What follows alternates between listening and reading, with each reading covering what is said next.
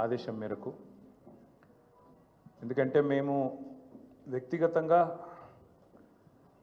ఎన్ని దూషణలైనా పడతాము, ఎన్ని తిట్లైనా తింటాము, ఎన్ని అవమానాలైనా సహిస్తాం. కానీ గత సంవత్సరంన్నర కాలంగా మమ్మల్ని నోటికొచ్చిన బూతులు మాట్లాడినా, నోటికొచ్చిన పద్ధతిలో దూషించిన, చివరికి మా నాయకుడి చావును కోరుకుంటూ నికృష్టపు రోత మాటలు మాట్లాడినా మేము భరించుకున్నాం, సహించుకున్నాం, కోపాన్ని తమాయించుకున్నాం, పంటి బిగువున బరాయించుకుంటూ వస్తున్నాం.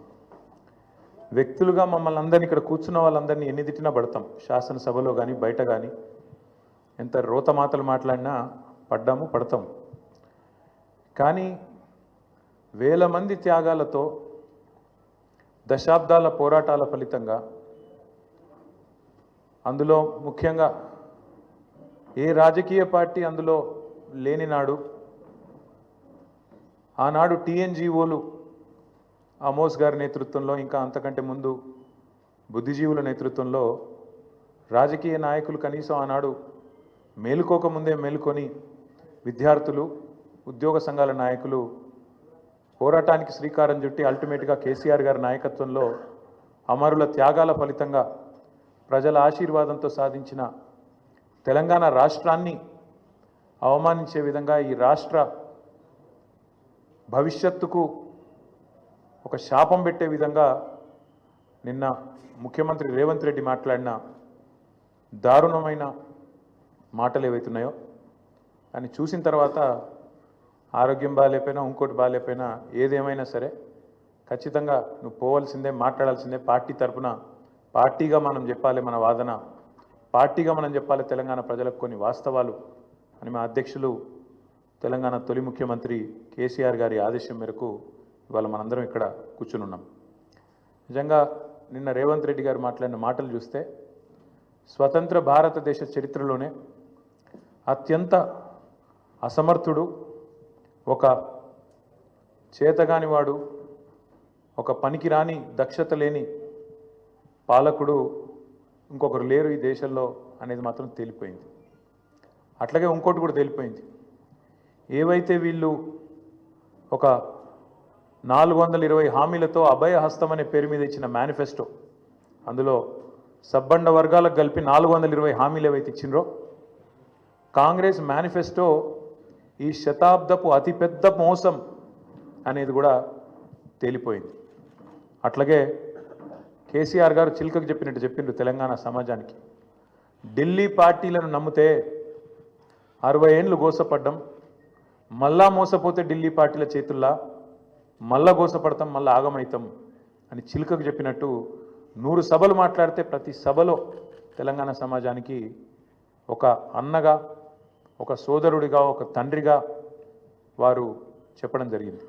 ఆనాడు ఎన్నికల నాడు కేసీఆర్ గారు చెప్పిన ప్రతి మాట, ఢిల్లీ పార్టీలను నమ్మితే ఆగమైతే తెలంగాణ అని చెప్పిన మాట అక్షర సత్యం అని చెప్పి ఇవాళ రుజువైంది. ముఖ్యమంత్రి గారు మాట్లాడుతూ నన్ను ఎవరు నమ్ముతలేరు, అప్పు ఉడతలేదు, ఢిల్లీకి వెళ్తే దొంగను చూసినట్టు చూస్తుండ్రు, అపాయింట్మెంట్ కోసం పోతే చెప్పులు ఎత్తుకపోతాడేమో అని భయపడుతున్నారు. నాకు తెలిసి అయితే నాకు దగ్గర 48-49 ఏళ్ళు ఉన్నాయి. నేను కూడా రాజకీయాలను ఒక 35 ఏళ్ళకి వెళ్ళి చిన్నప్పటి నుంచి పేపర్లు చదివే అలవాటు ఉంది, టీవీ చూసే అలవాటు ఉంది, రాజకీయ కుటుంబంలో పుట్టినా కాబట్టి దగ్గర నేను కూడా ఒక 10-15 మంది ముఖ్యమంత్రులు వాళ్ళ నడవడిక, వాళ్ళ మాట తీరువన్నీ చూసినాను. నాకు పక్కన చాలామంది విశేషమైన అనుభవం కలిగిన వాళ్ళు ఉన్నారు. కానీ బహుశా ఇంత దివాలా కోరు మాటలు మాత్రం బహుశా ఈ దేశ చరిత్రలనే ఏ రాజకీయ నాయకుడు కూడా మాట్లాడలేదు. ముఖ్యమంత్రి కాదు, ఏ రాజకీయ నాయకుడు కూడా మాట్లాడలేదు. ఒక్క మాటలో చెప్పాలంటే రేవంత్ రెడ్డి గారు నిన్న నాకు పరిపాలన చేత కాదు అని కాడి పడేసిండని చెప్పక తప్పదు. చాలా స్పష్టంగా కాడి వారేసి నాతో కాదు అని చేతులు ఎత్తేసిండు. ఇక అయిపోయింది, నాతో కాదని నిన్న స్పష్టంగా చెప్పిండు. కానీ వారితో పాటు ఈ రాష్ట్ర ప్రజలకు కొన్ని వాస్తవాలు చెప్పాలి కాబట్టి, మా బాధ్యత కాబట్టి చెప్పాలనుకుంటా ఉన్నాం. ఎక్కడ పోయినా దొంగలాగా చూస్తున్నారు అంటున్నాడు ముఖ్యమంత్రి. మరి దొంగను దొంగలెక్క కాకపోతే ఎట్లా చూస్తారు? దొంగను దొంగలెక్కనే చూస్తారు. నోట్ల కట్టలతో దొరికిపోయిన దొంగను ఖచ్చితంగా దొంగనే అంటారు, దొంగనే చూస్తారు. ఒక విశ్వసనీయత లేని ఓటుకు నోటు దొంగను కాంగ్రెస్ అనే ఒక ఎర్రి పార్టీ గుడ్డిగా నమ్మి సీఎం చేసింది, కానీ ఖచ్చితంగా దేశంలో మిగతా వాళ్ళు మాత్రం నమ్ముతలేరు. మోసగాళ్లను దొంగలను దొంగలే అంటారు ముఖ్యమంత్రి గారు. ఖచ్చితంగా అది ఈరోజు కాదు, చివరి రోజు దాకా కూడా నీ పరిస్థితి అదే ఉంటుంది, యాద పెట్టుకొని చెప్తున్నా. తప్పు చేసింది దొంగ చేతికి తాళాలు ఇచ్చి కాంగ్రెస్ పార్టీ రాహుల్ గాంధీ గారు. ఈరోజు మే 6, 2025 నేను మీ అందరు గుర్తు చేస్తున్నా, సరిగ్గా 3 సంవత్సరాల కిందట ఇదే రోజు మే 6, 2022 నాడు రాహుల్ గాంధీ గారు వరంగల్కి వచ్చినారు. రైతు డిక్లరేషన్ అనే పేరిట ఆ రోజు రాహుల్ గాంధీ గారు చెప్పిన మాటలు 2 లక్షల రుణమాఫీ చేస్తామని, అట్లాగే రైతు భరోసా 15,000కు పెంచుతామని, అట్లాగే కౌలు రైతులకు రైతు బంధు ఇస్తామని, అట్లాగే రైతు కూలీలకు న్యాయం చేస్తామని వ్యవసాయ డిక్లరేషన్లో చెప్పి 3 సంవత్సరాలు దాటింది రాహుల్ గాంధీ గారు. అందుకే నేను అంటున్నా, తప్పు చేసింది రాహుల్ గాంధీ, తప్పు చేసింది ఏఐసిసి, దొంగ చేతికి తాళం ఇచ్చి ఇవాళ తెలంగాణ చేతికి చిప్పవచ్చే పరిస్థితి చేసింది ఖచ్చితంగా ఆల్ ఇండియా కాంగ్రెస్ కమిటీ, ముఖ్యంగా దానికి బాధ్యుడు లీడర్ ఆఫ్ ఆపోజిషన్గా ఉన్న రాహుల్ గాంధీ గారు అని చెప్పి నేను చెప్తా ఉన్నాను. అట్లాగే ఇవాళ ఎందుకు ఈ మాటలు, ఎందుకు ఈ ఫ్రస్ట్రేషన్ అని చెప్పి ఇప్పుడు కొంతమంది మిత్రులు వారితో కలిసి మేము వస్తున్నప్పుడు ఇక్కడికి కమలాకర్ గారు, నేను మాట్లాడుకుంటూ వచ్చినాం, వెంకటరమణారెడ్డి గారు, అట్లాగే మా ప్రశాంత్ రెడ్డి గారు మాట్లాడుకుంటూ వస్తుంటే వారందరూ అన్నది మాట ఒకటే, అధికారంలోకి వస్తామని వాళ్ళు అనుకోలేదు, అడ్డగోలుగా హామీలు ఇచ్చిండ్రు, నోటికొచ్చిన చెత్తవాగుడంతా వాగినరు, ఎవరేం చెప్తుంది రాసుకుంటా వేయినరు మేనిఫెస్టో అనుకుంటా, ఇవాళ ఏం చేయాలనో తెలుస్తలేదు, వచ్చినాక మొత్తం నాశనం చేసిండ్రు. అట్లాంటి పరిస్థితి వచ్చింది కాబట్టి ఇవాళ కేవలం తప్పించుకోవడానికి, కేవలం ప్రజలను ఇక మాతో కాదు తప్పించుకోవడానికి మార్గాలు వెతుకుతూ, దొంగతనం చేసినాక దొంగ పారిపోయేటప్పుడు ఎట్లయితే మార్గాలు వెతుకుతాడో ఆ పద్ధతుల్లో రేవంత్ రెడ్డి గారు ఇవాళ మాట్లాడుతున్నట్టుగా ఆయన ఫ్రస్ట్రేషన్ చూస్తుంటే కనబడతా ఉన్నది. ఎన్ని మాటలు చెప్పిండండి మన రాష్ట్ర ప్రభుత్వ ఉద్యోగులకి, ఎన్ని హామీలు ఇచ్చిండు. అసలు ఉద్యోగుల గురించి, ఉద్యోగుల త్యాగాల గురించి, ఉద్యోగులు తెలంగాణ కోసం చేసిన పని గురించి రేవంత్ రెడ్డికి కనీసం ఇసుమంతన తెలుసా? అసలు ఆనాడు కేసీఆర్ గారు నిరాహార దీక్షకు పోయిందే ఉద్యోగ గర్జన సభ నుంచి. ఉద్యోగుల విషయంలో ఆనాడు ఒకసారి ఫ్రీ జోన్ హైదరాబాద్ అనే ఒక తీర్పు వస్తే దాన్ని ఖచ్చితంగా తిరస్కరిస్తున్నది తెలంగాణ సమాజం అని చెప్పి తెలంగాణ ఎన్జిఓల త్యాగాన్ని గుర్తు చేస్తూ తెలంగాణ ఎన్జిఓ అనే సంఘాన్ని ఉమ్మడి ఆంధ్రప్రదేశ్లో కూడా అత్యద్భుతంగా నడిపిన ఉద్యోగ సంఘాల నాయకులకు మా స్వామి గౌడ్ గారు ఇక్కడే ఉన్నారు, మా శ్రీనివాస్ గౌడ్ గారు ఇక్కడే ఉన్నారు, పెద్దలు దేవిప్రసాద్ గారు ఉన్నారు, పాతూరి సుధాకర్ రెడ్డి గారు ఉన్నారు, ఇంకా ఉపాధ్యాయుల నుంచి వచ్చిన మా సోదరుడు రసమై బాలకృష్ణ గారు ఉన్నారు. ఇట్లా ఎంతోమంది ఆనాడు ఉద్యమంలో కదం దొక్కితే వారి త్యాగ స్ఫూర్తితో అల్టిమేట్గా తెలంగాణ వచ్చింది. కాబట్టే కేసీఆర్ గారు దేశంలో ఎక్కడ లేనట్టు కేంద్ర ప్రభుత్వ ఉద్యోగుల కంటే ఎక్కువ ఉండాలి మన తెలంగాణ ఉద్యోగుల జీతాలని చెప్పి 73% ఫిట్మెంట్ ఇచ్చిండు. ఒక స్పెషల్ ఇంక్రిమెంట్ ఇచ్చిండు, తెలంగాణ ఇంక్రిమెంట్. ఎందుకు? ఒకటే కారణం, ఉద్యోగులు వేరు మేము వేరు కాదు, ఉద్యోగులే ఉద్యమకారులై కదం దొక్కిండ్రు, ఉద్యోగులే అత్యద్భుతంగా ఆనాడు పెన్ డౌన్ చేసిన సకల జనుల సమ్మెలో తమ ఉద్యోగాలు పోతాయనే ఇబ్బంది కూడా లేకుండా, ఆలోచన కూడా లేకుండా తెలంగాణ కోసం కొట్లాడిన ఆ సోదరుల్ని ఇవాళ అవమానించడం అంటే, వాళ్లకు మిగతా రాష్ట్రంలోని ప్రజలకు చిచ్చుపెట్టే ప్రయత్నం చేయడం అంటే, ఇది ఒక ఉద్యమ ద్రోహి అయిన రేవంత్ రెడ్డి మాత్రమే చేయగలుగుతాడు తప్ప ఇంకోటి చేయలేడు. ఎందుకంటే ఆయనకు అవగాహన లేదు. ఉద్యమంలో ఆనాడు భుజం భుజం కలిసి మాతో నడిచిన ఉద్యోగులను మేము కడుపులో పెట్టుకొని చూసుకున్నాం. ఎందుకంటే వాళ్ళది మాకు పేగు బంధం. అందుకే ఒక ఉద్యోగ సంఘాల నాయకుడు మంత్రి అయిండు, మరొక నాయకుడు కౌన్సిల్ చైర్మన్ అయిండు, ఇంకొక నాయకుడు బ్రహ్మాండంగా ఆనాడు కార్పొరేషన్ చైర్మన్ అయిండు, ఇంకొక నాయకుడు ఎమ్మెల్సీ అయిండు, ఇంకొక నాయకుడు ఎమ్మెల్యే అయిండు, చాలామంది ఇంకా చాలామంది పెద్ద పెద్ద హోదాల్లో ఆనాడు ప్రభుత్వంలో ఉన్నప్పుడు వారిని గౌరవించుకున్నది కేసీఆర్ ప్రభుత్వం. ఇవాళ ఉద్యోగులు అడుగుతున్నది ఏంది? మీరు చెప్పిందే కదా, మీరే చెప్పిండ్రు. ఇక పేజ్ నెంబర్ 28 మేనిఫెస్టో, టీఎస్ఆర్టీసీ సిబ్బంది సంక్షేమం, ఆర్టీసీ కార్మికులను ప్రభుత్వంలో విలీన ప్రక్రియ పూర్తి చేసి 2 పీఆర్సీ బకాయిలు వెంటనే చెల్లిస్తాం, వచ్చే పీఆర్సీలో ఆర్టీసీ కార్మికులను చేరుస్తాం, రాష్ట్ర ప్రభుత్వ ఉద్యోగులతో సమానంగా అన్ని వసతులు సదుపాయాలు కల్పిస్తాం, ఆర్టీసీ బస్సులకి ఏందో చెప్పింది. ఇక ఇది ఆర్టీసీ కార్మికుల గురించి మీరు చెప్పిన మాట. ఇక ప్రభుత్వ ఉద్యోగుల గురించి మీరు చెప్పిన మాటలేంది? సంక్షేమం గురించి మీరే చెప్పినారు. రాష్ట్ర ప్రభుత్వ ఉద్యోగులందరికీ పెండింగ్లో ఉన్న 3 డిఏలు తక్షణమే చెల్లిస్తాం. రాష్ట్ర వ్యాప్తంగా ఉన్న ఉద్యోగ ఉపాధ్యాయులకు 1 తారీఖున వేతనాలు అందే విధంగా చర్య తీసుకుంటాం. సప్లిమెంటరీ బిల్లులు 15 రోజులు చెల్లిస్తాం. సిపిఎస్ విధానాన్ని రద్దు చేసి ఓపీఎస్ తెస్తాం. పెన్షనర్లకు ఉద్యోగులకు ఇచ్చే డిఏలను సకాలంలో ప్రకటించి బకాయిలను వెంటనే ఇస్తాం. 317 రద్దు చేస్తాం. కాంగ్రెస్ ప్రభుత్వం ఏర్పాటైన వెంటనే కొత్త పీఆర్సీ ప్రకటించి 6 నెలలలోపు సిఫార్సులు అమలు చేస్తాం. కాంట్రిబ్యూషన్తో పాటు అన్ని రకాల జబ్బులు అని చెప్పి ఇంకేందేందో రకరకాల మాయమాటలు వారి కోసం చెప్పిండ్రు. ఏం అడుగుతుండ్రు ఇవాళ ఉద్యోగులు? మీరు చెప్పిందే అడుగుతుండ్రు కదా. గొంతమ్మ కోరికలు ఏమైనా కోరినరా? పీఆర్సీ వేస్తామన్నారు, ఏది అని అడుగుతుండ్రు. డిఏలు ఏవి అని అడుగుతున్నారు. కానీ ఇవాళ మీరు మాట్లాడే మాట ప్రజల ముందు ఉద్యోగులను విలన్లుగా చిత్రీకరించే ఒక చిల్లర కుట్ర ఏదైతే స్వయంగా ముఖ్యమంత్రి గారు చేస్తున్నారో వారిని వాళ్ళ తెలంగాణ ఉద్యోగుల తరపున మేము అడుగుతున్నాం. భారత రాష్ట్ర సమితిగా అందాల పోటీలకు 250 కోట్లు ఉన్నాయి, కానీ పెన్షన్ రిటైర్ అయిన వాళ్ళకు మీకు పెన్షన్ ఇచ్చేందుకు కానీ రిటైర్ అయిన వాళ్ళకు రిటైర్మెంట్ బెనిఫిట్స్ ఇచ్చేందుకు కానీ పైసలు లేవా? ఇదేనా నీ ప్రభుత్వం? ఇదేనా నీ ప్రాధాన్యత? నన్ను కోసుకొని తింటారా అంటుండు ముఖ్యమంత్రి. నన్ను కోసుకొని వండుకొని తింటారా? ఇదొక ముఖ్యమంత్రి ప్రభుత్వ ఉద్యోగులను ఉద్దేశించి మాట్లాడిన మాట. అయ్యా ముఖ్యమంత్రి గారు, నిన్ను కోసుకొని తినేంత పిచ్చోడేవాడు లేడు. నువ్వే నీ తలమాసిన విధానాలతో రాష్ట్రాన్ని కాల్చుక తింటున్నావు. రాష్ట్రాన్ని సంవత్సరంన్నర రాచి రంపాన పెడుతున్నావు నువ్వు.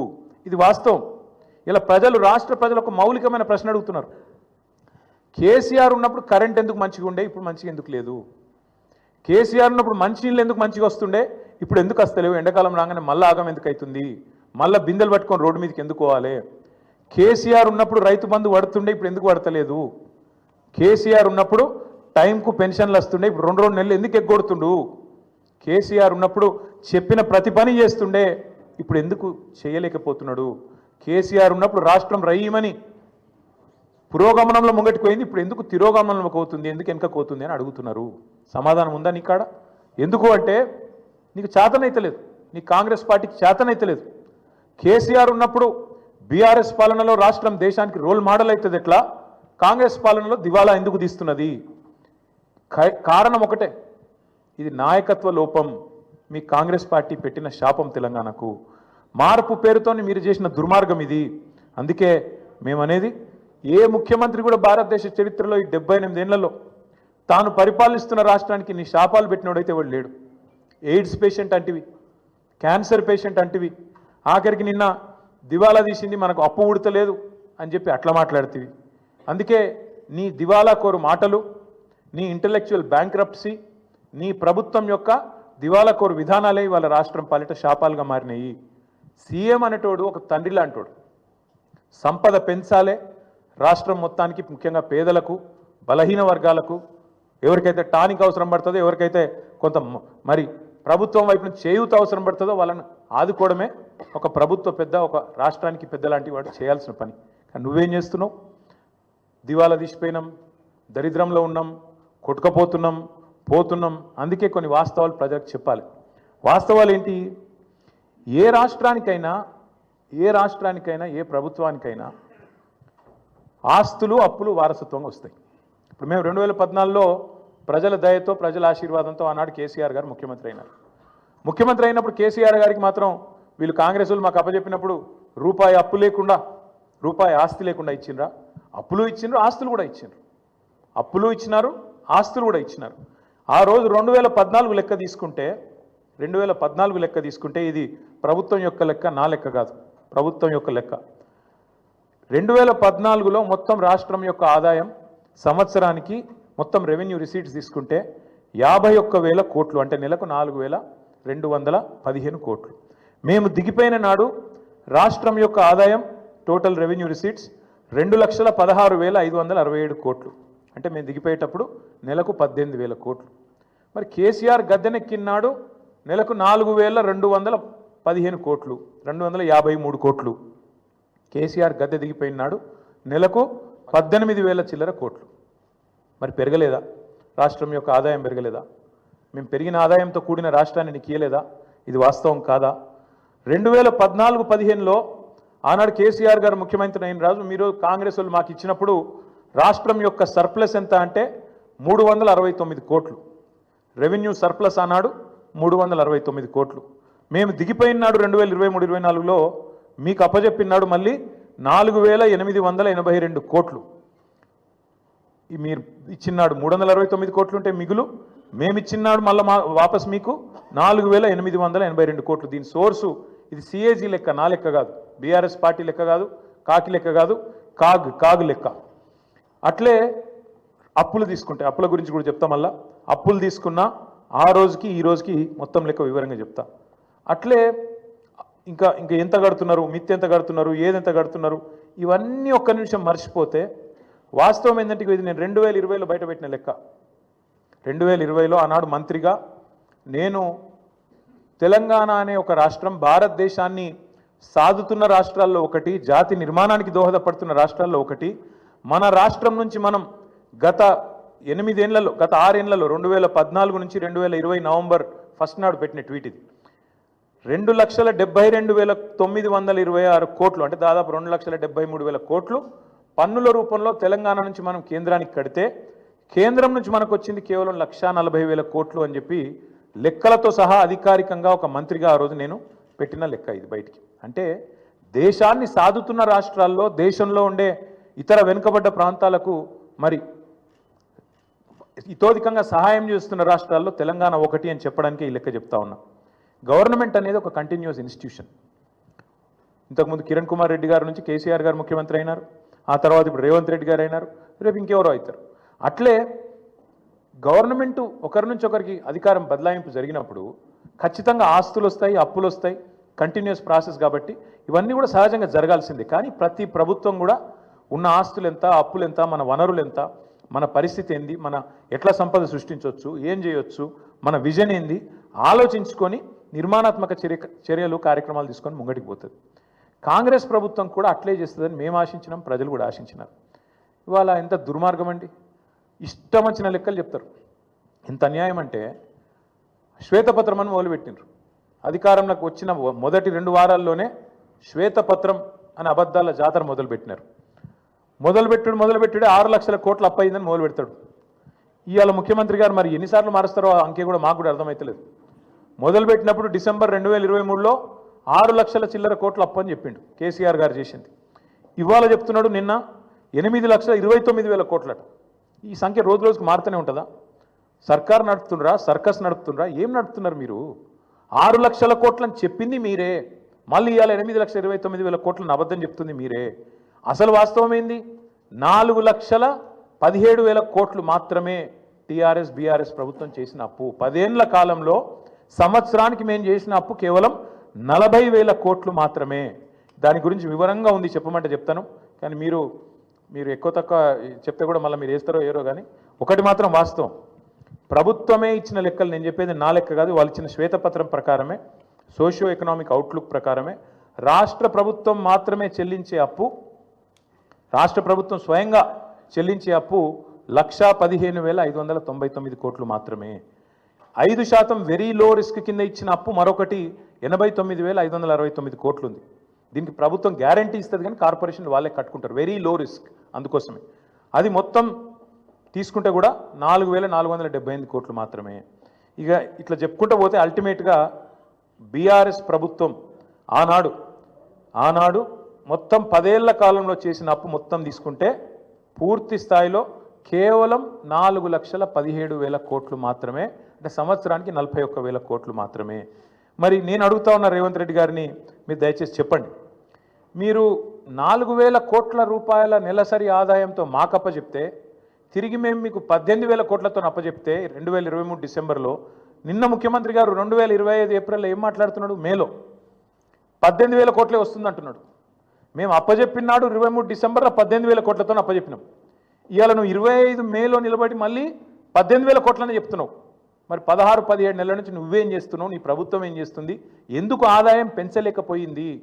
కేసీఆర్ గారు అప్పచెప్పిపోయిన 18,000 కోట్లు తప్ప రూపాయి అయినా నీ ప్రభుత్వం ఆదాయం పెంచగలిగిందా? ఇది మేము అడుగుతున్న ప్రశ్న.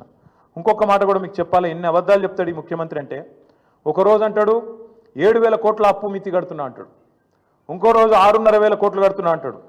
అసలు వాస్తవం ఏంది? అసలు మిత్తి అప్పు మొత్తం తీస్తే కూడా బడ్జెట్ డాక్యుమెంట్ ఇది, నాది కాదు కవిత్వం, మొత్తం ఈ ప్రభుత్వం చెప్పిన లెక్క ఎంత తప్పు అంటే రేవంత్ రెడ్డి గారు చెప్తుంది ఎంత పచ్చి అబద్ధం అంటే ఒకరోజు 6,000 కోట్లని ఒకరోజు 7,000 కోట్లని మొత్తం చెప్పింది ఒక ఎత్తు అయితే మొన్న అసెంబ్లీలో మార్చి నెలలో అసెంబ్లీలో గత 14 నెలలలో రేవంత్ రెడ్డి చెప్పిండు అది కూడా 14 నెలలలో 64,768 కోట్లు కట్టినా అని చెప్పిండు. బయటనేమో 7,000 కోట్లను ఒకసారి 6,500 కోట్లను ఒకసారి నిన్న 10,000 కోట్లు నెలకు అని చెప్తాడు. అసెంబ్లీలోనేమో 14 నెలల్లో 64,768 కోట్లు అని చెప్పిండు. అంటే అల్టిమేట్గా ఏంది ఆయన చెప్పిన లెక్క ప్రకారం అసెంబ్లీలో చెప్పింది నెలకు 4,600 కోట్లు. అది కూడా తప్పే. 6,000 తప్పే, 6,500 తప్పే, 7,000 కోట్లు తప్పే, 10,000 కోట్లు తప్పే, నెలకు 4,626 కోట్లు కూడా తప్పే. ఇది ఆర్బీఐ రిపోర్టు. దీని ప్రకారం నెలకు తెలంగాణ ప్రభుత్వం కడుతున్నది అసలు మిత్తి కలిపి కేవలం 2,000 కోట్లు మాత్రమే. ఇది కాగు లెక్క, ఆర్బీఐ లెక్క, ఇదేదో కాకి లెక్క కాదు. ఇంకొక మాట కూడా చెప్తా ఉన్న రేవంత్ రెడ్డి గారికి, వచ్చే 10 ఏళ్లలో ఎంత కట్టాలి అనేది కూడా మా దగ్గర లెక్క ఉంది. వచ్చే 10 ఏళ్లలో కూడా 2032-33 దాకా ఇది కూడా ఆర్బీఐ లెక్క. ఇప్పుడున్న లోన్లు కింద తీసుకుంటే మొత్తం కలిపి వచ్చే 10 ఏళ్లలో కట్టేది ప్రిన్సిపల్ ఏమో 1,02,000 కోట్లు, మిత్తి 1,64,000 కోట్లు, రెండు కలిపితే కూడా 2,67,000 కోట్లు టిల్ ద ఇయర్ 2032-33. అంటే సంవత్సరానికి ఎంత అవుతుంది? వచ్చే 10 ఏళ్ళు సంవత్సరానికి 26 నుంచి 27,000 కోట్లు. ఇంతే తప్ప ఏం లేదు. దీనికి ఏదో జరిగిపోయింది, ఏమో అయిపోయింది అని ఒకది కరుస్తారు. వాళ్ళు ఎంపీలు క్వశ్చన్ అడిగినారు పార్లమెంట్లో, తెలంగాణ అప్పుల్లో మునిగిపోయిందట కదా, వాస్తవమేనా? ఇక పార్లమెంట్లో కేంద్ర ప్రభుత్వం ఇచ్చిన సమాధానం ఇది. మొత్తం 28 రాష్ట్రాలు ఉంటే తెలంగాణ 24వ ర్యాంకులో ఉంది. అప్పులు జిఎస్డిపి నిష్పత్తి తీసుకుంటే చాలా ఆరోగ్యకరమైన పరిస్థితి ఉంది తెలంగాణది.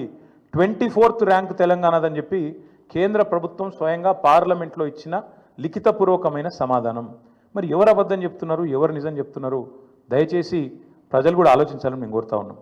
గడిచిన 10 ఏళ్లలో తలసరి ఆదాయంలో భారతదేశంలో నెంబర్ 1 చేసిండ్రు కేసీఆర్ గారు తెలంగాణ. మాకు అప్పజెప్పిపోయినాడు కిరణ్ కుమార్ రెడ్డి గారు. తెలంగాణ అనే రాష్ట్రం 12వ స్థానంలో ఉండే తలసరి ఆదాయంలో. కానీ మేము దిగిపోయినాడు నెంబర్ 1 స్థానానికి తీసుకుపోయింది కేసీఆర్ ప్రభుత్వం కాదా? అట్లాగే ఆర్థికంగా రాష్ట్రాన్ని పరుగులు పెట్టించి దేశంలోనే అగ్రగామిగా తయారు చేసి బంగారు పల్లెంలో పెట్టి నీకు అధికారం అప్పచెప్తే 17 నెలల కాలంలోనే అస్తవ్యస్తం చేసింది నువ్వు కాదా?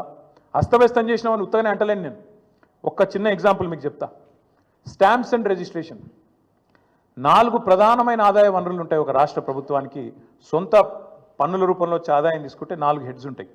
ఒకటి స్టాంప్స్ అండ్ రిజిస్ట్రేషన్, అంటే మనం ఫ్లాట్ కొన్నప్పుడు కానీ, ప్లాట్ కొన్నప్పుడు కానీ, ల్యాండ్ కొన్నప్పుడు కానీ కడతాం కదా ప్రభుత్వానికి స్టాంప్ డ్యూటీ, అది. రెండవది వెహికల్ సేల్స్, అంటే బండి కొన్నప్పుడు కట్టే పన్ను. మూడవది నువ్వు రోజు కొనుక్కునే కూరగాయలు కానీ, నువ్వు రోజు కొనుక్కునే పప్పు ఉప్పు కానీ దాని మీద కట్టే పన్ను జిఎస్టీ రూపంలో వస్తుంది ప్రభుత్వానికి. నాలుగవది లిక్కర్ మీద వచ్చే ఎక్సైజ్ ట్యాక్స్. ఈ 4 హెడ్స్ నుంచే మీకు దగ్గర 80% ఆదాయం ఒక ప్రభుత్వానికి వస్తుంది. రేవంత్ రెడ్డి ఎంత గొప్పోడు అంటే ఈయన వచ్చినాక స్టాంప్స్ రిజిస్ట్రేషన్స్ వీళ్ళు అంచనా వేసింది మేము 2023-24లో కేసీఆర్ ప్రభుత్వం ఉన్నప్పుడు సంవత్సరానికి 14,295 కోట్ల ఆదాయం వచ్చేది. వీళ్ళ ప్రభుత్వం వచ్చినాక వీళ్ళు ఏం చేసిండ్రు, మేము చాలా పెద్ద పోటుగాళ్ళం, రియల్ ఎస్టేట్ అంటేనే రేవంత్ రెడ్డి అంటేనే రియల్ ఎస్టేట్ అని చెప్పి 2024-25 సంవత్సరానికి గాను ఒక 4,000 కోట్లు ఎక్కువ వేసుకున్నారు. అంచనా ఎంత వేసిండ్రంటే 18,000 కోట్ల పైచిలకు ఆదాయం వస్తుంది రాష్ట్రానికి అని లెక్కలేసిండ్రు. కానీ ఎంత వచ్చింది ఎవరికైనా? 14,000 కోట్లు మాత్రమే వచ్చింది. గత సంవత్సరం కంటే తగ్గింది. ఎందుకు తగ్గింది మరి? ఎందుకంటే మీ తప్పుడు నిర్ణయాలు, మీ తప్పుడు ఆలోచనలు. హైడ్రా పేరుతోని మీరు చేసిన అరాచకం, పేదవాళ్ళ గుడిసెలు గులగొట్టి, పేదవాళ్ళ కడుపుల మీద కొట్టి, లేఅవుట్లలో పోయి బీభత్సం చేసి, నువ్వు మీ అన్నదమ్ములు అడ్డమైన వసూళ్లు చేసి, ఎక్కడ చెరువులుంటే ఎక్కడ బఫర్ అని, ఇక్కడ ఇదని అదని బిల్డర్లను బెదిరించి ముక్కు బిండి వసూళ్లు చేసి పేదవాడి కడుపు మీద కొట్టి ఆఖరికి రాష్ట్రంలో ఇవాళ రియల్ ఎస్టేట్ పూర్తిగా పడిపోయే పరిస్థితి వచ్చిందంటే దానికి కారణం నీ అరాచకపు నిర్ణయాలు కాదా? ఇది వాస్తవం కాదా? స్వయంగా ప్రధానమంత్రి వచ్చి అన్నాడు ఆర్ఆర్ ట్యాక్స్ వసూలైతుంది ఇక్కడ అని, రాహుల్ రేవంత్ ట్యాక్స్. ఇది వాస్తవం కాదా? ఇలా బిల్డర్ దగ్గర స్క్వేర్ ఫీట్కి 200 రూపాయలు వసూలు చేస్తున్నమాట వాస్తవం కాదా? మరి కాదంటే నువ్వు ప్రధానమంత్రి మీద కేసు పెట్టి ఆ మాట అన్నందుకు. ఎందుకంటున్నా అంటే ఇట్లాంటి పనికిమాలిన పనులు చేయబట్టి ఇవాళ స్టాంప్స్ అండ్ రిజిస్ట్రేషన్ తగ్గింది. జిఎస్టీ ఆదాయం కేసీఆర్ గారు ఉన్నప్పుడు 10 నుంచి 12% ఎన్నడూ తగ్గలే. 10 to 12% గ్రోత్ రేట్ ఎన్నడూ తగ్గలే. GST growth every year on year 10 to 12% పెరుగుతుండే. కానీ రేవంత్ రెడ్డి వచ్చిన తర్వాత ఒకటే సంవత్సరంలో 0% గ్రోత్ రేట్తో 28 రాష్ట్రాల్లో అట్టడుగున ఉన్నది ఇవాళ తెలంగాణ. ఇది వాస్తవం కాదా? నీ వల్ల ఈరోజు ఈ రాష్ట్రంలో క్రయ విక్రయాలు తగ్గినాయి, జీఎస్టీ పడిపోయింది. ఈ గణాంకాలు వాస్తవం కాదా? ఇది కాగ్ రిపోర్ట్లో వచ్చిన మాట వాస్తవం కాదా? నువ్వు స్వయంగా స్టేషన్ గన్పూర్ మీటింగ్లో చెప్పలేదా? 71,000 కోట్ల ఆదాయం తగ్గింది, రాబడి తగ్గింది రాష్ట్రానికి, నువ్వే చెప్పలేదా? అట్లాగే మీరే వెహికల్ సేల్స్లో కూడా నెగిటివ్ గ్రోత్ రేటు. ఒక లిక్కర్ మాత్రం పెరిగింది, మిగతా అన్ని తగ్గినాయి. వాస్తవం ఏంది? ఎందుకు జరుగుతున్నది ఇది? ఒక కుటుంబ పెద్ద నిజంగా మన ఇంట్లో సమస్య ఉంటే కూడా కడుపులో పెట్టుకుంటాడు, కాపాడుకుంటాడు, 4 గోడల మధ్యలో మాట్లాడుకుంటారు. కానీ బజార్లో పడి మా రాష్ట్రం దివాలా తీసింది, మా రాష్ట్రం సంకనాకిపోయింది, మా రాష్ట్రం పూర్తిగా ఎయిడ్స్ పేషెంటు, క్యాన్సర్ పేషెంట్ అని ఎవడన్నా మాట్లాడతాడా? This is the intellectual bankruptcy of Congress party. That's why I said the state of Telangana is not bankrupt. The state of Telangana is not bankrupt. We are in a pink of health. It is the Congress that is intellectually bankrupt. It is Revanth Reddy who is morally bereft. అంతే తప్ప తెలంగాణకి ఏం కాలే. ఒక కుటుంబంలో సమస్య ఉన్నా బయట చెప్పుకోము, బయట పడం బజార్లో. కానీ రేవంత్ రెడ్డి గారు దివాలా తీసిందని ఆఖరికి అడ్డగోలు మాటలు మాట్లాడితే చివరికి ఏమైపోయింది? ఇవాళ ఆఖరికి లంచం ఇచ్చి 170 కోట్ల లంచం ఇచ్చి ప్రభుత్వ భూములు తాకట్టు పెట్టి బ్రోకర్లకు పైసలు తెచ్చుకునే దుస్థితి వచ్చింది ఇవాళ తెలంగాణ ప్రభుత్వం యొక్క నిర్వాకం వల్ల. నేను ఇంకా గమ్మత్తైన మాట, నేను ఇంట్లో ఉన్నా, ఇక నేను రెస్ట్లో ఉన్నా, నేను వీడియో చూసి పరిశాన్ అయినా, ఇట్లా కూడా మాట్లాడచ్చు అని. ఢిల్లీకి పోతే అపాయింట్మెంట్లు ఇస్తలేరు, చెప్పులు ఎత్తుకపోతారేమో అని చెప్పి కలుస్తలేరు అన్నాడు. అమ్మతోడు చెప్తాను ఈ మాట, నేను ఎవరు చెప్పులు ఎత్తుకపోతారట. అరే చెప్పులు ఎత్తుకపోయేటోళ్ళు వేరే పార్టీ వాళ్ళు ఉన్నారు ఇక్కడ, అది వాళ్ళ కథ వేరు. చెప్పులు ఎత్తుకపోయింది నాకు అర్థం కాదు. ఢిల్లీకి పోతే అపాయింట్మెంట్లు ఇస్తలేరు, ఎవరు ఇస్తలేరు? రాహుల్ గాంధీ ఇస్తలేడు, కరెక్టే. నీకు ఇయర్ కూడా ఎట్లు ఇస్తారు? నీకు తెలిసిపోయింది నీ కథ అంతా. ఇయరు ఈ కొత్తగా ఎవరైనా సుట్టపోడు కొత్తగా వస్తేనేమో మర్యాద ఇస్తారు ఎవరైనా సరే, 4 రోజులు ఉంటుంది మర్యాద. ఇక కానీ నువ్వు వచ్చేదేమో ఢిల్లీకి నీ పని మీద వస్తావు, మీ మూటలు మోసుకపోయేందుకు 42, 43 సార్లు పోతావు ఇప్పటికీ. అందులోనట ఈయన ఎకానమీ క్లాస్లో పోతుండట. బా ఫోటోలు మొత్తం బయట పెడతాం, ప్రైవేట్ ఫ్లైట్లు, బిజినెస్ క్లాసులు, మీ ట్రిప్పులు మొత్తం ఫోటోలు బయట పెడతాం, సోషల్ మీడియాలో ఇప్పటికీ జరుగుతున్నాయి, మళ్ళీ పెడతాం. అరే గింత అన్యాయం మాటలు మాట్లాడతారు. 43 సార్లు ఢిల్లీకి పోతివి, 43 పైసలు లేకపోతివి, ఏముంటుంది ఇజ్జత్ నీకు ఢిల్లీ మార్కెట్లో? వీడు ఊకొత్తాడు పోతాడు, ఎందుకు ఇవ్వాలి మీకు అపాయింట్మెంట్? ఇస్తలేరు, ఏం చేయాలి మరి? నువ్వు మూటలు మోసేందుకు వస్తున్నావు ఢిల్లీకి, రాహుల్ గాంధీకి మూటలు ఇస్తేందుకు వస్తున్నావు, మొదలు మర్యాద ఉంటుంది, ఇక ఆఖరికి దొంగలెక్కనే చూస్తారు. వాస్తవం ఏంది? కేసీఆర్ గారేమో అప్పు చేస్తే 4,17,000 కోట్లు 10 ఏళ్లలో, సంవత్సరానికి 41,000 కోట్లు అప్పు చేస్తే కేసీఆర్ గారు ఏం చేసిండ్రు? ఒక్కొక్క ఇటుక పేర్చుకుంటా రాష్ట్రానికి శాశ్వతంగా పనికొచ్చే నిర్మాణాలు చేపట్టిండు. మరి మీరేం చేస్తున్నారు అంటే, ఒక్క ఇటుక పెట్టినవా ఎక్కడన్నా? ఒక ఇందిరా మిల్లు కట్టినవా? ఒక కాలువ కట్టినవా? ఒక ప్రాజెక్టు కట్టినవా? హైదరాబాద్లో ఒక కొత్త బిల్డింగ్ కట్టినవా? ఏవిలో ప్రజలకు పనికొచ్చి ఒక పని చేసినావా? చేయలే. మరి నేను ఇంకొక మాట అడుగుతున్నా, ప్రజలన్నీ గమనిస్తున్నారు. రాష్ట్రమేమో దివాలా తీసిందంటావు, రాష్ట్రం దివాలా తీసిందని దివానా మాటలు మాట్లాడతావు. మరి మీ కుటుంబం ఆస్తులు ఎట్లా పెరుగుతున్నాయి? అనుముల రేవంత్ రెడ్డి గారి కుటుంబం ఆస్తులు ఎట్లా పెరుగుతున్నాయి? నువ్వు అదన్నా చెప్పు సీక్రెట్ మాకు. మీరు ముఖ్యమంత్రి కాగానే మీ అనుముల ఫార్ములా సీక్రెట్ సాస్ ఏదైతుందో అదేదో మా ప్రభుత్వానికి మొత్తం ప్రజలకు కూడా చెప్తే మంచిది కదా. ముఖ్యమంత్రి అయిన 6 నెలల లోపలనే మీ అన్న అనుముల జగదీశ్వర్ రెడ్డి గారు 1000 కోట్ల పెట్టుబడి పెడతా అని మీతో ఒప్పందం కుదుర్చుకుంటాడు. స్వచ్ఛ బయో అనే కంపెనీ వస్తుంది, 1000 కోట్ల పెట్టుబడి పెడతా అని ఆయన కట్టుకొస్తాడు. మీ అల్లుడు వెంకట నరసింహారెడ్డి అనుకుంటే ఆయన పేరు, ఇంకేదో ఉన్నది పేరు, ఆయన కొన్ని వేల కోట్లతోని ఫార్మా కంపెనీ పెడతా అని చెప్పి లగచర్లకు వస్తాడు. దానికోసం నువ్వు మళ్ళీ అక్కడ మీ కొడంగల్లో రైతుల భూములు గుంజుకుంటావు. ఎక్కడికి వెళ్ళి వచ్చినాయి వేల కోట్లు? మీ అన్నకు, మీ అల్లుడికి. మీ అల్లుడు వారి తండ్రి మీ వియ్యంకుడు మొన్ననే కదా, ఎక్కువ రోజులు కూడా కాలే, మీ వియ్యంకుడు మొత్తంగా అప్పుల్లో ఉండే కంపెనీ మొత్తం అప్పు రైట్ ఆఫ్ అయిపోయింది. మీరు అధికారంలోకి రాగానే మీ వియ్యంకుడి కంపెనీ యొక్క అప్పులన్నీ రైట్ ఆఫ్ అయిపోయినాయి కేంద్ర ప్రభుత్వం దయతోని. మీ జూబ్లీ హిల్స్ ప్యాలెస్ ఏదైతే ఉన్నది, ఇలా రేవంత్ రెడ్డి గారు ఎక్కడి నుంచి అయితే వర్క్ ఫ్రమ్ హోమ్ చేస్తున్నాడో 3 ఇంతలు పెరిగింది, పెద్దమ్మ గుడి దాకా వచ్చిందట. ఇంకొద్దిగా ఇవతలకు వస్తుందేమో.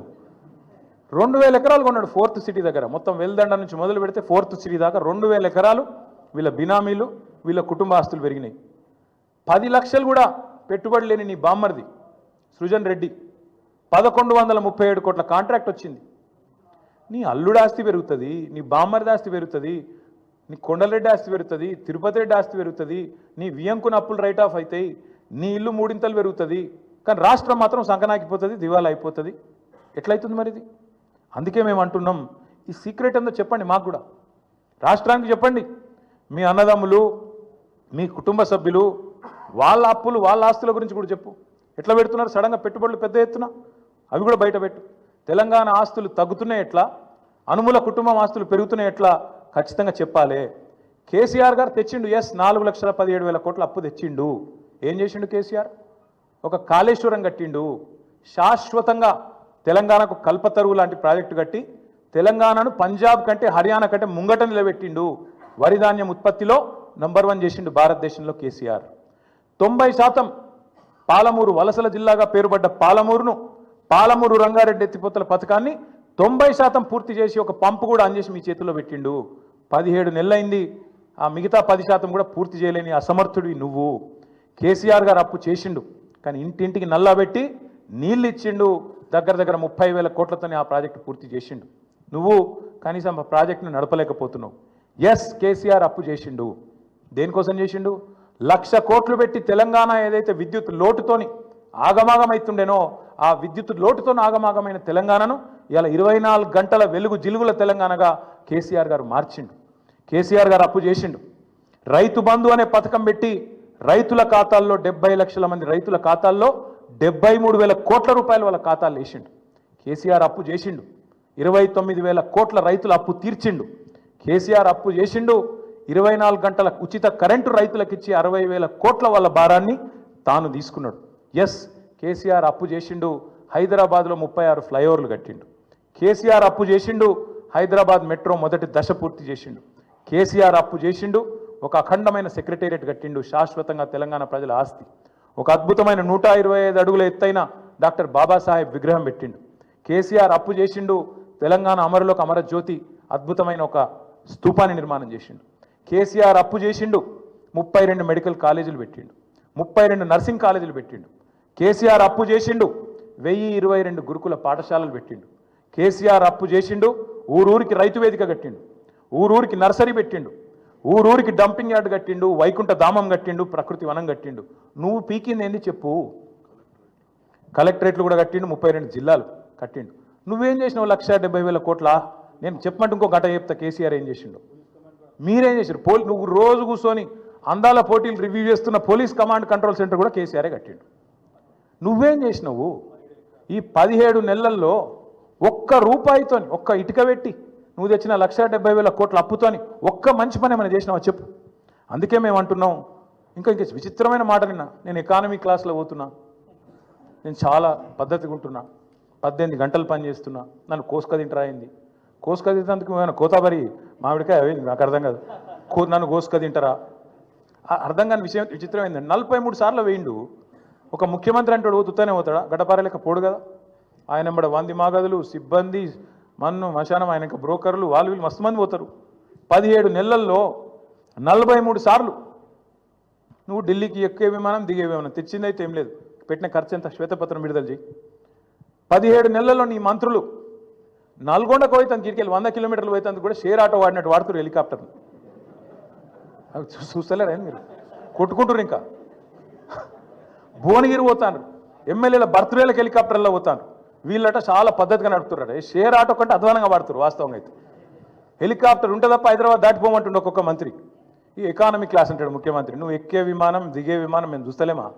అరే ప్రైవేట్ ఫ్లైట్లు, జల్సాలు, 7 విదేశీ యాత్రలు, మీ మంత్రుల హెలికాప్టర్ ట్రిప్పులు విడుదల చేయి.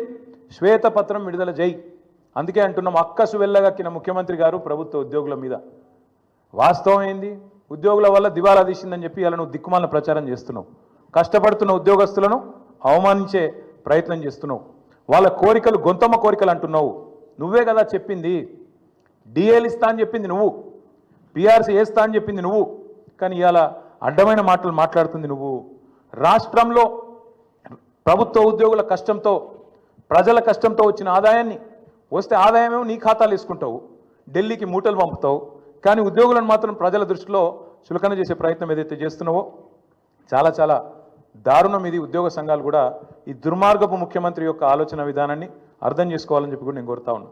నువ్వే కదా చెప్పింది, ఆశాలకు 18,000 రూపాయలు జీతం పెంచుతా అని చెప్పింది ఎవడు? నువ్వు కాదా? అంగన్వాడీలో జీతం పెంచుతా అని చెప్పింది ఎవడు? నువ్వు కాదా?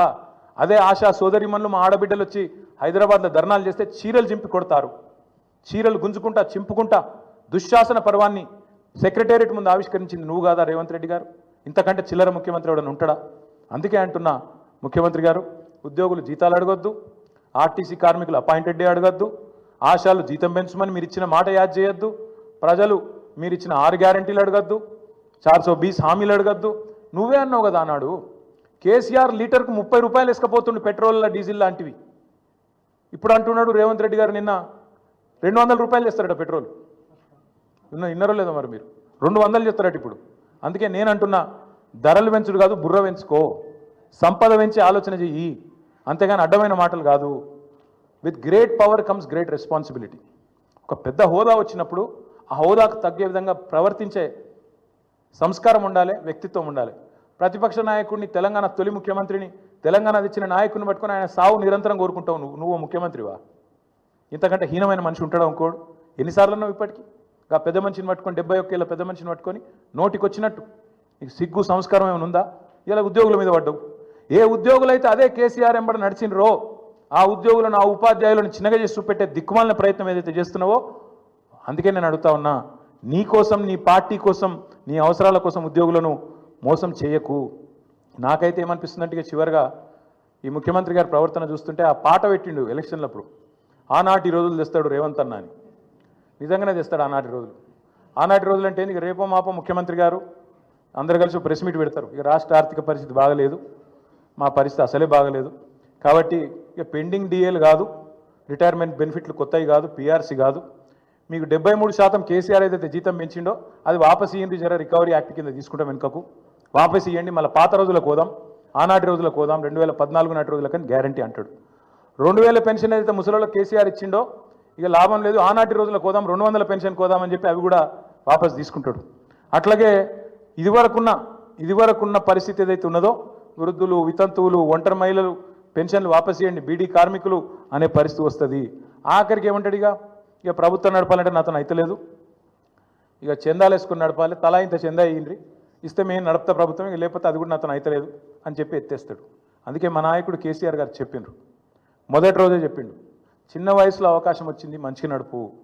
పరిపాలన అంటే బజారు భాష మాట్లాడినంత ఈజీ కాదు. ప్రభుత్వాన్ని నడపడం, ఒక రాష్ట్రాన్ని నడపడం అంటే బజార్ భాష మాట్లాడి, లేకు మాటలు మాట్లాడి పైశాచిక ఆనందం పొందడం కాదు. అందుకే యాద్ చేస్తున్నాం మేము, మింగ మెతుకులేదు కానీ మీసాలకు సంపెంగ నూనెనట. ఇదే ముఖ్యమంత్రి గారు ఒక దిక్కేమో ఇట్లా బీదరుపులు అరుస్తాడు, అప్పు ఉడతలేదు, నా బతుకు ఆగమైపోయింది, మార్కెట్లో నాకు ఏమి పచార లేదు, అపాయింట్మెంట్ దొరకలేదు, చెప్పులు ఎత్తుకపోతాడేమో అన్నట్టు దొంగను చూసినట్టు చూస్తుండ్రు అని ఒక దిక్కు చెప్తాడు. ఇంకో దిక్కేమో తెలంగాణ రైజింగ్, ఫ్యూచర్ సిటీ, 1,50,000 కోట్లు మూసి, ఇంకోటేందో 50,000 కోట్లు. నేను అడుగుతున్నా, మింగ మెతుకులేదు కానీ మీసాలకు సంపెంగ నూనెనా?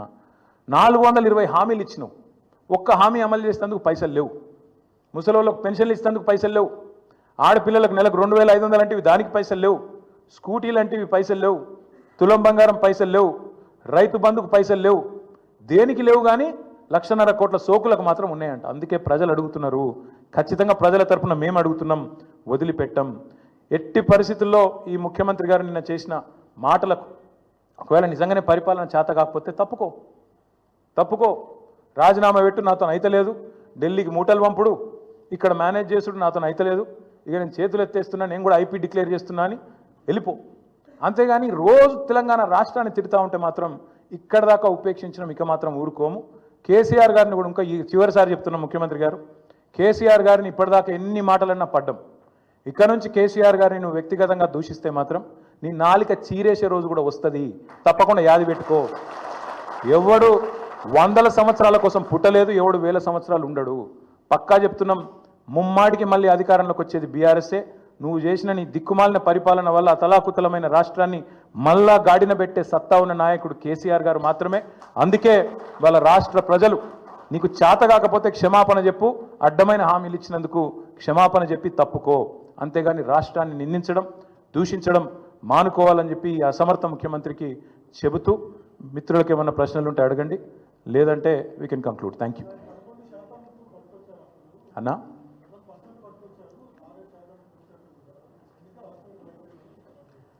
రేవంత్ రెడ్డి గారికి నేను చెప్పేది ఏమంటే, కాగితం ఇస్తా బ్రదర్, నువ్వు జర పంపి ఆయనకు. ఇది పార్లమెంటులో వీళ్ళ కాంగ్రెస్ ఎంపీ ఒక ఆయన అడిగితే మొన్న ఎక్కువ రోజులు కూడా కాదు, మార్చి 31 నాడు పార్లమెంట్లో కేంద్ర ప్రభుత్వం ఇచ్చిన ప్రత్యుత్తరం జవాబు. 28 రాష్ట్రాల్లో తెలంగాణ ఆర్థిక పరిస్థితి ఏంది అప్పుల విషయంలో అంటే, పైనుంచి కిందికి 24వ ర్యాంకులో ఉంది. అంటే చాలా మంచిగా ఉంది. మనకంటే 23 రాష్ట్రాలు ఎక్కువ అప్పులు చేసినాయి. మరి ఆ 23 మంది ముఖ్యమంత్రులు ఏం మొత్తుకోవాలి ఈరోజు? మనకంటే ఎక్కువ అప్పులు చేసిన వాళ్ళు, మనకంటే ఎక్కువ ఇబ్బంది ఉన్న వాళ్ళు, వాళ్ళు ఏం మాట్లాడాలి మరి ఈయన ఇట్లా మాట్లాడితే? కాబట్టి చేతగాని ముఖ్యమంత్రి తప్పించుకునే ప్రయత్నం తప్ప ఇంకోటి కాదు అని ప్రజలు కూడా గ్రహించాలని మేము కోరుతాం.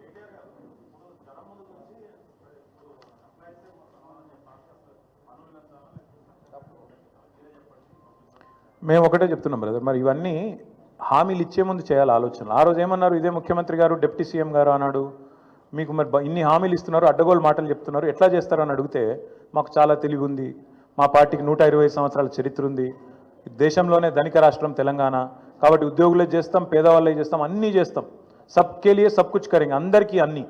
ఇప్పుడు మాత్రం ఏది కాదు మాతోని మొత్తం చేతులు ఎత్తేసి పారిపోతాం అంటున్నారు. ఈ దివాలా, అందుకే అంటున్నాను నేను, బ్యాంక్రప్ట్ అయింది, దివాలా తీసింది రాష్ట్రం కాదు, దివాలా తీసింది ముఖ్యమంత్రి, మంత్రుల బుర్రలు, కాంగ్రెస్ పార్టీ దివాలా.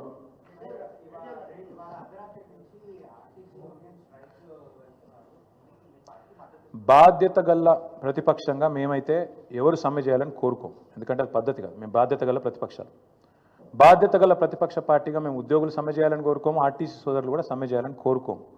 ప్రభుత్వాన్ని మేము ప్రార్థించేది, విజ్ఞప్తి చేసేది, డిమాండ్ చేసేది కూడా ఏమంటే, ఖచ్చితంగా మీరు వాళ్ళకి ఇచ్చిన హామీ నెరవేర్చండి. మీరు ఆర్టీసీ ఉద్యోగులకు హామీ ఇచ్చినారు, ప్రభుత్వ ఉద్యోగులకు హామీ ఇచ్చారు, నెరవేర్చండి. వాళ్ళకి ఇచ్చిన హామీ నిలబెట్టమని అడిగి వాళ్ళు ఇవాళ మీరు హామీ ఉల్లంఘిస్తే, వాళ్ళు సమ్మెకు పోయే ఒక అనివార్య పరిస్థితి వస్తే దానికి వాళ్ళని నిందిస్తే ఎట్లా? అందుకే సమ్మెకు పూర్తి స్థాయిలో పోకూడదనే మేము కోరుకుంటున్నాం. ప్రభుత్వం ముందుకొచ్చి పరిష్కరించాలని కోరుతున్నాం. ప్రభుత్వం పరిష్కరించకపోతే ఏం చేయాలో మరి తర్వాత మా పార్టీలో చర్చించి నిర్ణయం తీసుకుంటాం.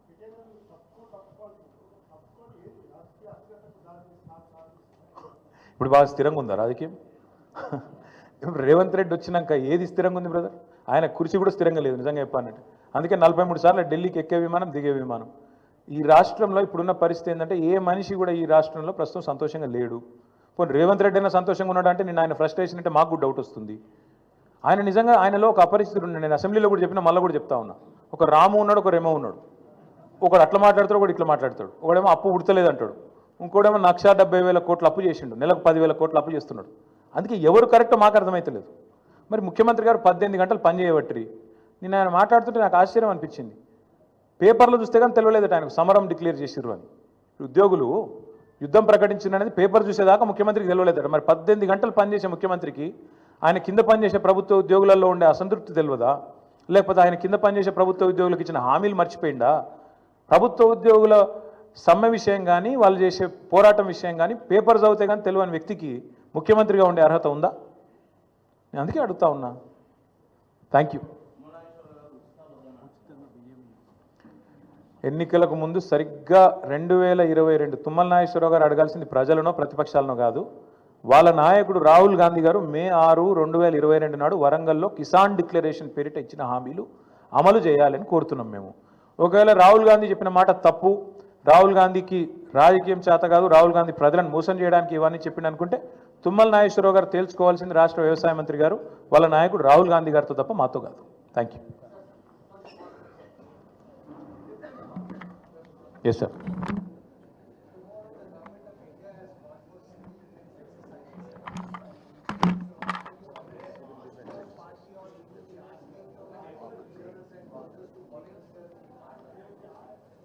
Well, so far it has not come to our notice, sir. But if there is a process in which civilians can participate, we certainly should. See, as a country, we believe our security is paramount. Without a question, when it comes to a calamity, without a question, when it comes to national safety, I think it's important that all of us participate, cutting across party lines. It has not come to my notice, but if that is the case and if people want to participate, I think they should be encouraged. Thank you. నాకేం తెలుసు అన్న.